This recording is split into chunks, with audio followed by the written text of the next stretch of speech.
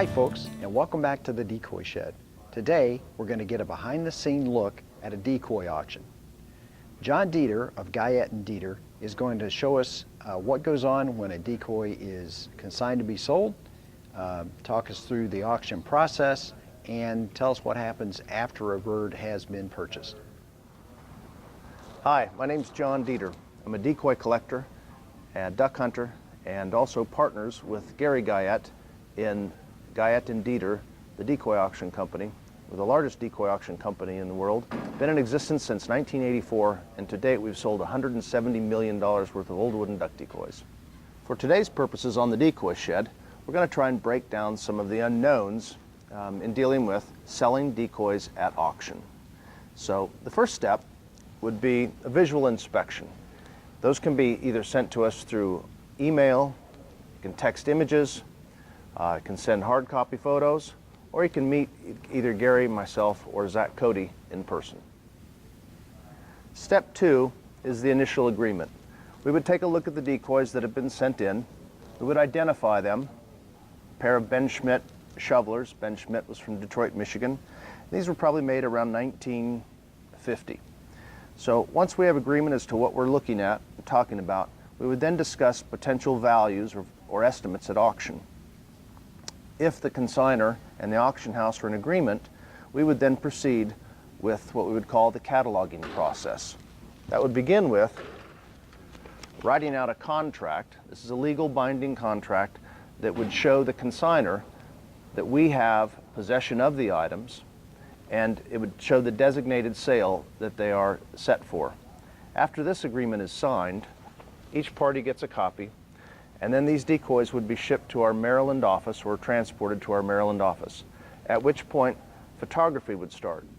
The initial photography would get the items listed on our website for the preview for the next coming sale. That same photography would also be used in the lot description.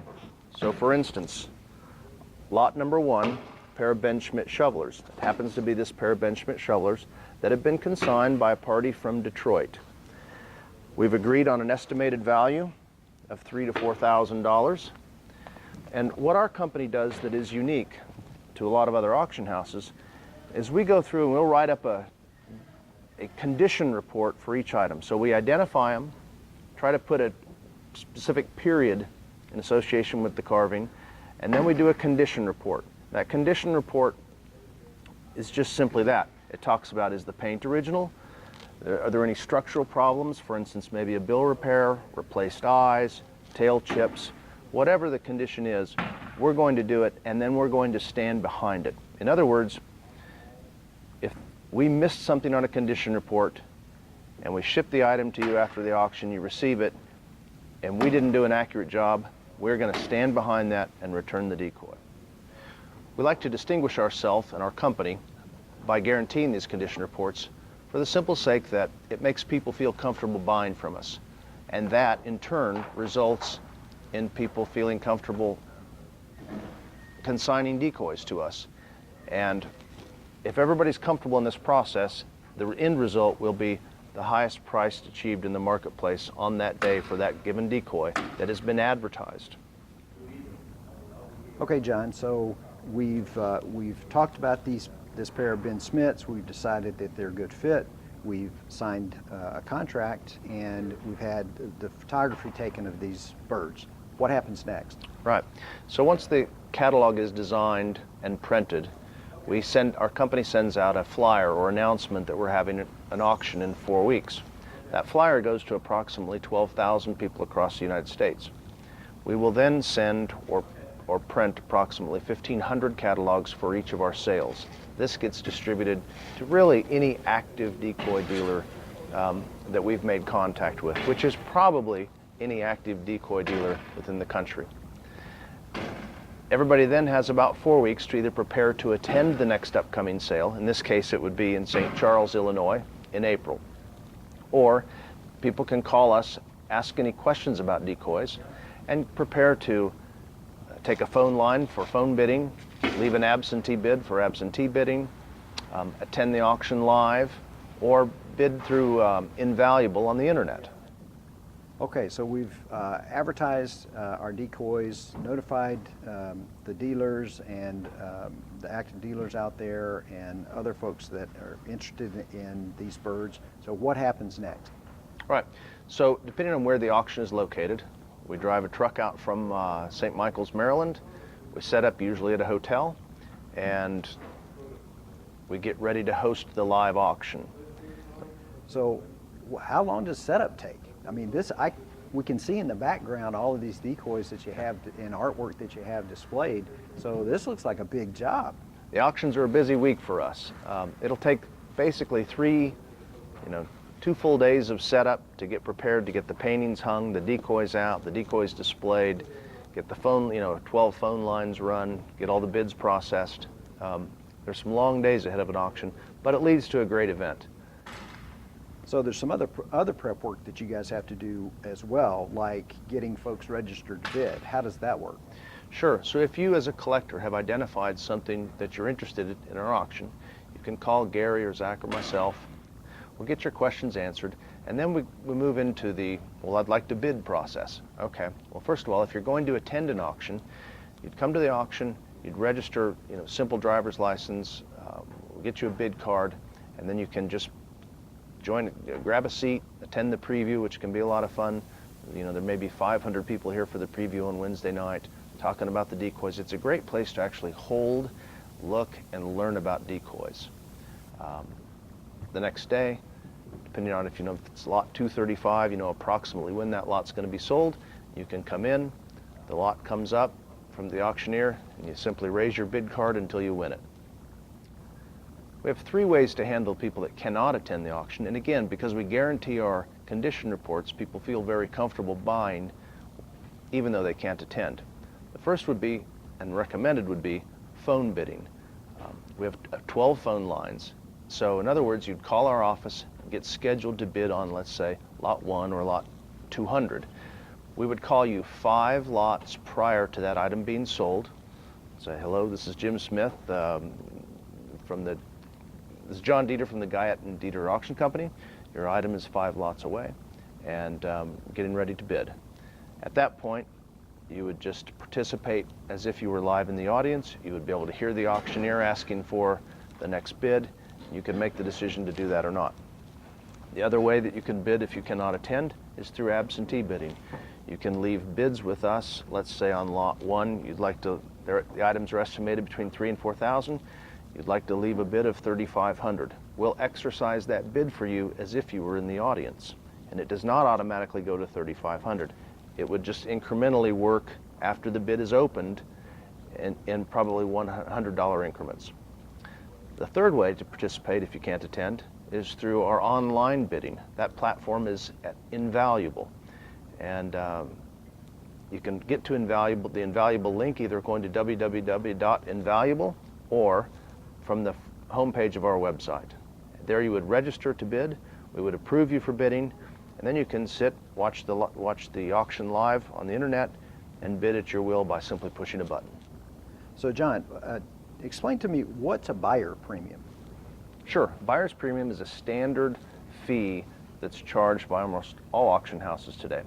In other words, if you're buying something that's estimated at $3,000 to $4,000 and it actually hammers at $3,000, there's an additional 15% fee that goes to the auction company. So it's 3,000 times 15%, and then that's the total net price of the decoy.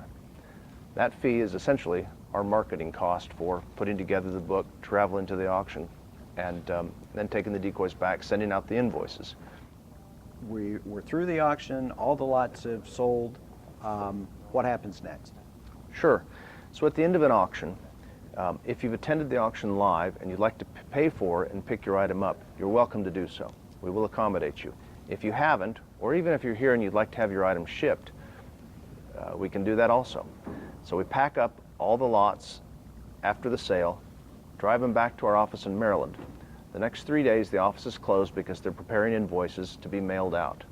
Once you receive your invoice from our auction house, you have 30 days from the date of the sale to pay that. Then you contact the office, make arrangements to have the item shipped. We take checks, we take Visa, and we take cash.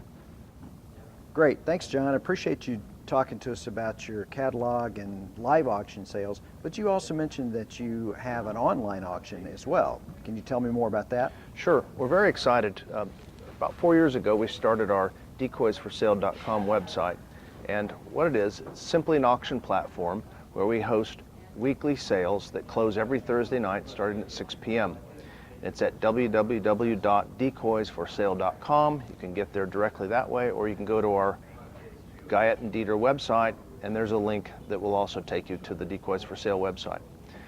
What we do is we list about 20 decoys each week, along with other items like duck calls, shell boxes, powder tins, or even etchings and artwork.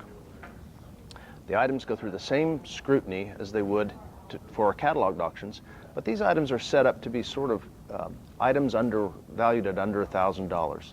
So what are some of the advantages of buying online? Well, what we've done is everybody understands the popularity of eBay. What we've tried to do is create a safe haven for decoy collectors. What I mean by that is eBay is a little bit of the wild, wild west. What we're doing is we guarantee our condition reports just as we would in a cataloged auction. We also provide 4 to 5 different images of each decoy being sold, and again, the guaranteed condition reports. So this is a place you can look at an item, feel comfortable buying, that it's going to be as described, and truly a collectible decoy. So there's going to be multiple photos from different angles of the decoys that are for sale. There's going to be a description of what they are, as well as estimated auction range, right? That's exactly right. We'll identify the decoy, give a condition report, provide an estimated range, and provide multiple photos. And if you'd like to see something else, just contact us and we'll be sure to accommodate you in any way. Terrific. Thanks, John. We certainly appreciate you taking the time to share with the audience what auctions are about, how they function, take a little of the mystery out of it, and we're very excited to watch this lot of Ben Smith decoys sell at tomorrow's auction. Hey Tim, thanks for coming. It's been fun to break down a little bit of the mystery about the auction process, and those of you at the Decoy Shed, hope to see you at the auction sometime. Down the business and start selling birds. We are starting with lot number 1 today, going to 309, and as usual, the sale is made up of numerous collections from all over the country. One notable one is a Peter Brown collection, which portions of which are being sold for the Ducks Unlimited organization. So, the very first lot is the showers, and how much can I bid on those? $4,500. Oh boy, it took all the work right away. I don't have to do anything at all. 45 and now 5 pass. $4,500 now 5. That's $4,500 now 5. That's $4,500 what? That's $4,500 twice. I'm looking for 5,000. Do we have 5,000? 5,000. Sold for $4,500.